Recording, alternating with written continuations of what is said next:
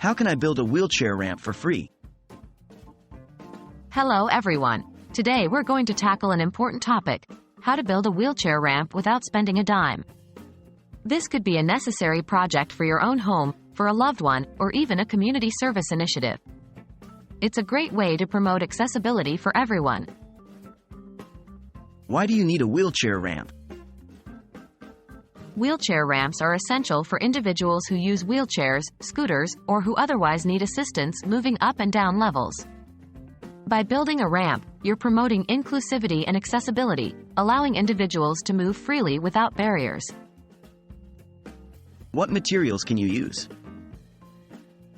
Since we're aiming to build this ramp for free, we're going to have to be creative with the materials we use.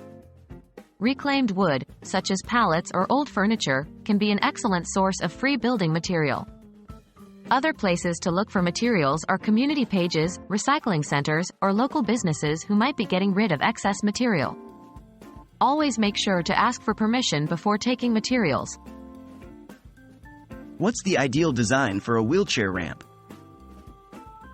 When designing your ramp, remember that it needs to be safe and practical. A good rule of thumb for the slope of a wheelchair ramp is a 1:12 ratio, meaning that for every inch of vertical rise, you should have 12 inches of ramp length. This makes the ramp easy to ascend and descend. Also, include a flat landing area at the top and bottom of the ramp. The ramp should be at least 36 inches wide, but wider is better if possible. Safety railings on either side are also a good idea if you can manage it. How can you build it? 1. First, measure the height of the steps where you'll install the ramp. This will help you calculate the length of the ramp based on the 1:12 ratio. 2. Design your ramp on paper, including all measurements. 3. After sourcing your materials, cut the wood according to your design. This will form the basis of your ramp. 4.